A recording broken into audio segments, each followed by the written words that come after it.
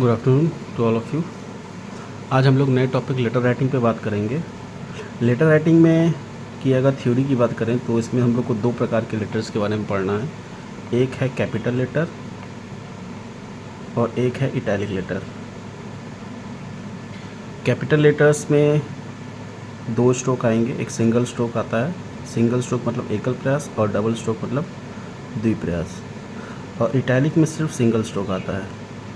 ये engineering graphics का आपका एक पोर्शन है जिसमें 7 नंबर का क्वेश्चन आता है लेटर राइटिंग से लिखने के लिए। अब कैपिटल लेटर अगर आएगा बड़े अक्षरों में लिखने के लिए आएगा तो सिंगल स्ट्रोक से बोलेगा या तो डबल स्ट्रोक से बोलेगा, और अगर इटैलिक लेटर में लिखने के लिए आएगा तो सिर्फ सिंगल स्ट्रोक की बात करेगा।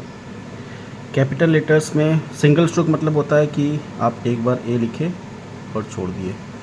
डबल स्ट्रोक में आपको 2 बार लिखना पड़ता है और थोड़ा सा मोटा करके लिखना पड़ता है। ठीक है, वो बात चीज़ें आपको पता होंगी। मेरा बनाने का उद्देश्य ये था कि पहले जो क्वेश्चंस आते थे उसमें लिखा रहता था निम्नलिखित वाक्यों को एकल प्रयास बड़े अक्षरों में लिखिए। तो आपको जो सेंटेंस दिया रहता था उस सेंटेंस को उचित दूरी, 2 लेटर्स के बीच की उचित दूरी और 2 वर्ड्स के बीच की उचित दूरी के माध्यम से आप लिख देते थे जितने भी हाइट बोला जाता था। मान लीजिए 10 मिलीमीटर की हाइट बोला तो आपने 10 मिलीमीटर का एक बॉक्स बनाया और उसमें आप लिखना स्टार्ट कर दिए। लेकिन पहले अब जो क्वेश्चन आ रहे हैं उस क्वेश्चन में वो बोल रहा है कि 7:4 के अनुपात में लिखने के लिए। अब 7:4 का अनुपात मतलब है क्या, इसके बारे में आपको जानकारी देते हैं कि 7:4 अगर दिया हुआ है तो इसमें 7 जो होती है ये उसकी ऊंचाई होती है लेटर्स की और 4 उसकी चौड़ाई होती है। ऊंचाई और चौड़ाई मतलब मान लीजिए आपसे बोला गया कि ए लेटर लिखिए, तो ए लेटर लिखने का मतलब कि इसकी ऊंचाई 7 रहनी चाहिए और उसकी चौड़ाई 4 रहनी चाहिए। जैसा कि आपको पता है कि कैपिटल लेटर्स में 26 अल्फ़ाबेट्स होते हैं। ठीक है, और इन 26 अल्फ़ाबेट में कुछ ऐसे अल्फ़ाबेट्स होते हैं जिनकी ऊंचाई और चौड़ाई का रेशियो अलग अलग रहता है। ऐसे 22 अल्फ़ाबेट्स ऐसे हैं जिनकी ऊंचाई और चौड़ाई का अनुपात 7:4 ही रहेगा। लेकिन कुछ कुल 4 लेटर्स ऐसे हैं जिनकी ऊंचाई और चौड़ाई का अनुपात अलग अलग रहता है। जैसे हम लोग आई की बात कर लें या जे की बात कर लें, डब्ल्यू की बात कर लें और एम की बात कर लें। आई का जो अनुपात होता है वो 7:1 होता है, जे का होता है 7:3 और डब्ल्यू और एम दोनों का होता है 7:5 दोनों का।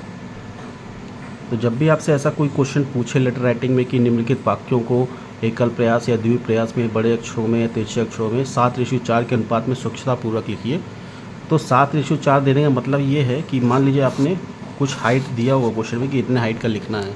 मान लीजिए ये हाइट 10 मिलीमीटर दिया, आपने 10 मिलीमीटर का एक बॉक्स बना लिया। ये हमेशा 2H पेंसिल से बनेगा। इस बॉक्स को बंद करने के बाद क्योंकि ये हाइट 10 मिलीमीटर दिया हुआ है, इस 10 मिलीमीटर को हमको 7 भाग में डिवाइड करना पड़ेगा, 7 इक्वल पार्ट्स में, क्योंकि 7:4 के अनुपात में लिखने के लिए बोला है। ठीक है, तो अब 7:4 के अनुपात में लिखने के लिए बोला था, इसको 7 भाग में डिवाइड करना पड़ेगा। इस 10 मिलीमीटर जो उसकी हाइट है 6:4 बोला था तो 6 में लिखा रहता, डिवाइड करना रहता है। ठीक है, नॉर्मली आपसे 7:4 ही बोलेगा क्योंकि ये यूएस स्टैंडर्ड्स दिया गया है।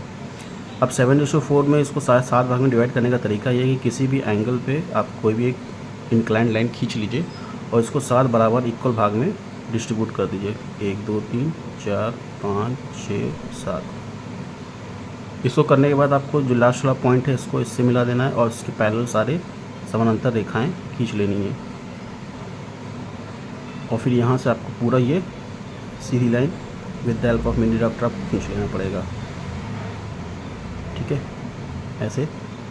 ठीक है, उसके बाद ये जो हॉरिजॉन्टल स्केल है इसकी मदद से आपको इक्वल पार्ट्स में इक्वली डिस्ट्रीब्यूट करना है सारे इस प्रकार से, तो आपको एक जालीनुमा स्ट्रक्चर बन के आ जाएगा इस प्रकार से। अगर हम फुली बात करें तो इस प्रकार से इसको ऐसे ऐसे डिवाइड कर लेना है इक्वली। डिस्टेंस दोनों का इक्वल होना चाहिए। ठीक है, इस प्रकार से एक जालीनुमा स्ट्रक्चर बन के आ जाएगा। अब स्ट्रक्चर बनने के बाद आपको इसमें लिखना है, क्योंकि आपने इस 10 मिलीमीटर का हाइट को 7 भाग में डिवाइड कर लिया। अब जो भी इसमें लिखाएगा वो 7 ऊंचाई पे ही लिखाएगा। जैसे डब्ल्यू अगर लिखना है, अच्छा उसकी ऊंचाई 7 और चौड़ाई 4 होनी चाहिए। क्योंकि आपको पता है कि W 7:5 के अनुपात लिखा गया है, लिखाता है। लेकिन अगर हमसे क्वेश्चन में बोला है कि W को 7:4 में लिखिए, तो आपको 7:4 में ही लिखना पड़ेगा। उसके लिए हम लोग क्या करेंगे, पहले लाइन को छोड़ के यहाँ से काउंट करेंगे, क्योंकि हमको W लिखना है, तो W का तो एक ही यहीं पर हो जाएगा। यहाँ से चौथे पे 1 2 3 4 चौथे पे ये मिलेगा, और आपको इसको W से इस प्रकार से लिख देना है, और इसको HB पेंसिल से लिखना है। ठीक है, ऐसे ही सारे लेटर्स लिखने होंगे 7:4 में, जिसकी चौड़ाई आपको 4 रखनी पड़ेगी, और ये 7 है ही। आई होप आपको समझ में आ गया होगा। अगर बात करें तिरछे लेटर्स की, तो तिरछे लेटर्स में भी यही करना पड़ेगा, बस उसमें फ़र्क ये आ जाएगा कि आपको जो भी डिस्ट्रीब्यूशन करेंगे आप 7 का, ये जो लाइन बनेगी 7, इसमें ये जो डिस्ट्रीब्यूशन करेंगे, ये आपको MD से सेट करके 75 डिग्री पे इंक्लाइंड करके ही लिखनी पड़ेगी। इस प्रकार से इंक्लाइंड बना के लिखना पड़ेगा, और इक्वल डिस्टेंस में होना चाहिए इंक्लाइंड करके।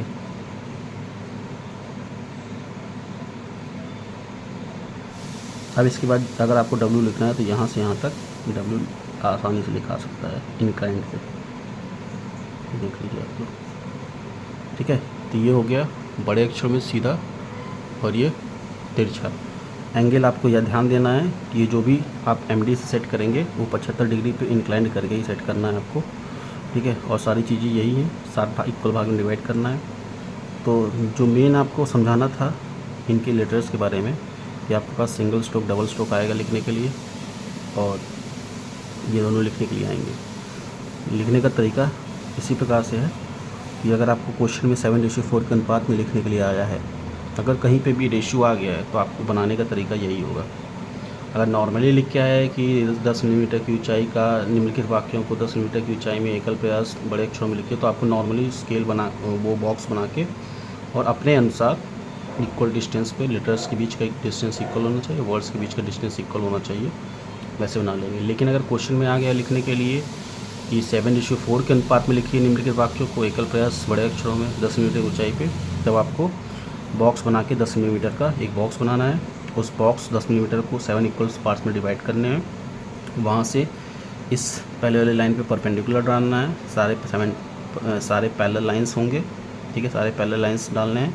फिर वहाँ से आपको सारे इक्वल लाइन जहाँ तक लिखना है वहाँ तक खींच लेना है। फिर हॉरिजॉन्टल वाले को भी इक्वल पार्ट्स में डिवाइड कर देना है, और आपको एक जालीनुमा स्ट्रक्चर बन के आ जाएगा। अब क्योंकि 7:4 का अनुपात लिखा है, आपके अंदर ये जो भी हाइट होगी, ये 7 की हाइट ही होगी। आपको M लिखने के लिए आएगा, तो आप M भी इस प्रकार से लिखेंगे। ये पहला हो गया, 1 2 3 4, चौथा ये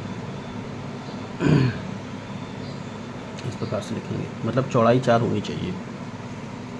ये लिखने के लिए आ जाएगा, तो A, अच्छा जब भी लिखेंगे 2 लेटर्स के बीच में जब भी गैप छोड़ेंगे, तो एक लाइन का गैप छोड़ देंगे। ठीक है, अब वो डिपेंड करता है आप एक लाइन का छोड़ते हो कि 2 लाइन का छोड़ते हो। नॉर्मली एक लाइन का छोड़ते हैं, और जब भी 2 वर्ड्स कंप्लीट होंगे, जब भी एक वर्ड कंप्लीट हुआ और दूसरा वर्ड लिखने के लिए आया, तो 2 लाइन का गैप छोड़ेंगे। ठीक है, मान लीजिए ये एक वर्ड था, तो हमको नेक्स्ट वर्ड लिखना है, तो हम 2 लाइन का गैप छोड़ के यहाँ से लिखना शुरू करेंगे। ठीक है, मतलब चौड़ाई 4 होनी चाहिए, और हाइट तो आपकी 7 है ही है। समझ में आ रहा है? तो लेटर राइटिंग में यही था, और ये 7 नंबर का क्वेश्चन आता था। पहले क्वेश्चंस नॉर्मल तरीके से आ जाते थे, लेकिन पिछले 1 साल से 2 साल से क्वेश्चन में रेशियो डाल दिया जा रहा है, और बच्चे कंफ्यूज हो जा रहे हैं कि रेशियो का मतलब क्या है। तो रेशियो का मतलब ये है क्या, आपको बताया गया कि रेशियो इसके साथ हाइट के बारे में बात कर रहा है, ये इसके चौड़ाई के बारे में बात कर रहा है। ठीक है, आई लिखने के लिए आ जाएगा। अब आई लिखने का, क्योंकि आपको पता है कि 7:1 में लिखना है, तो आई 7:4 में लिखा नहीं सकता है, इसलिए आई हमेशा सिंगल ऐसे लिखाएगा। आई होप आपको समझ में आ गया होगा वीडियो। ठीक है, आगे कोई कन्फ्यूज़न होगा तो कमेंट बॉक्स में लिखिएगा क्या कन्फ्यूज़न हो रहा है। Okay, thank you.